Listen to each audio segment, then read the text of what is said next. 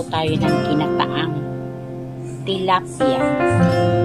Yan, sariwang-sariwa pa. Ang ating mga ingredients, may luya, bawang, sibuyas, sili, kamatis. And syempre, hindi po mawawala yung gata kasi pikadil yung tilapia. And pechay. At meron din po tayo 2 kilos na tilapia. Yan. Ito po ay ating lulutuin ng pikadilyo. Yan. Ang lalaki pati po ng hiwa niya. Oh. Lulutuin po natin. Samahan niyo po ang magluto.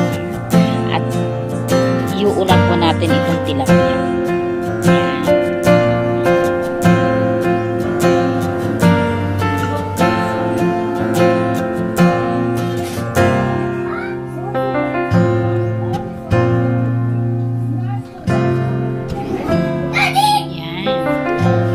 Simula na po ng nalagay po natin ng mga ingredients dito po sa ating lulutuin na pikadilyo. Unang gagawin po natin ang first step ay yung mga ingredient ay isasama-sama po natin yan. Bawang, luya, kamatis, sibuyas, and yung pechay. Yung pechay, ito, ay hahatiin po natin sa dalawa.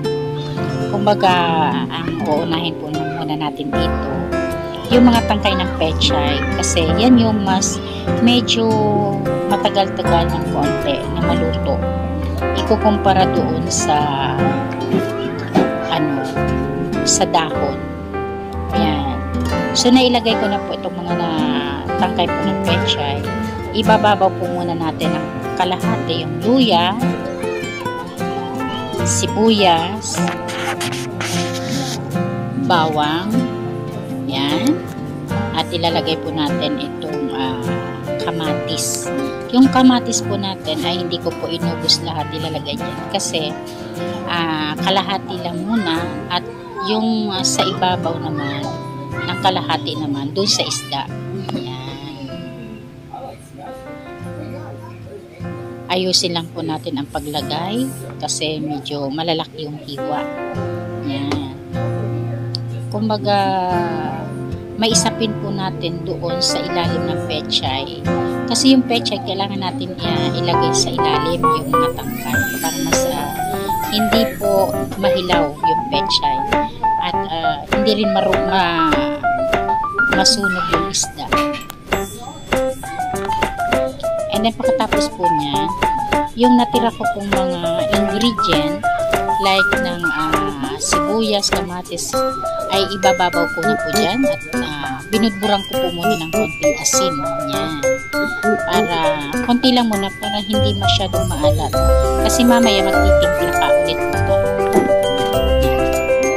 Ito na po yung panibagong ibababaw natin. Sibuyas, kamatis, yan.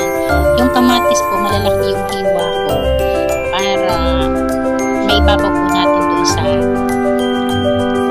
isda. Kumbaga, it's up to you kung yan ang gusto mong hiwa o pwede naman maliliit. Yan, pinagsama-sama ko na po yung mga natirang sibuyas, bawang, and luya.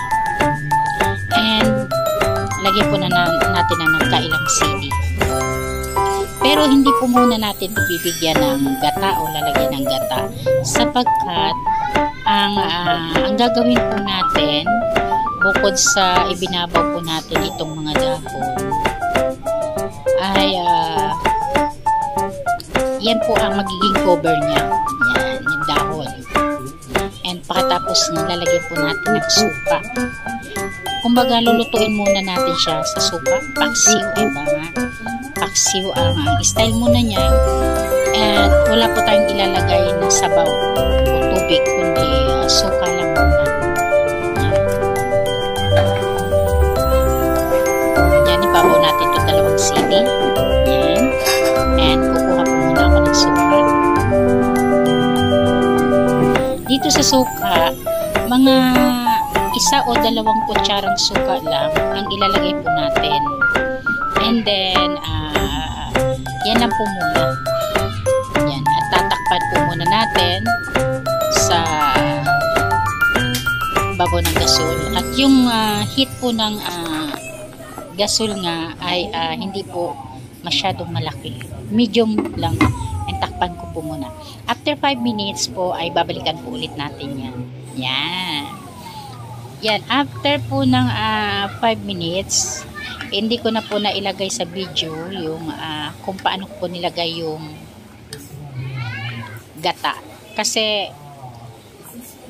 na-cut ko na po yun eh. Hindi ko na po na ano. Dito naman po ay naibabaw ko na po yung gata. After ng 5 minutes na nilagyan ko muna ng suka. And eto, pakalagay ko po ng gata. Tinakpan ko muli at eto na yung resulta. Ang sarap na po guys. Yan. Yan po sa gilid ng kawali, pag nakita nyo po may mga dahon na hindi po naluto o hindi po nakasabay sa sabaw ng isda, pwede nyo na rin naman pong tanggalin at isama dyan. Yan, masarap na po guys. Thank you. Nakaluto na po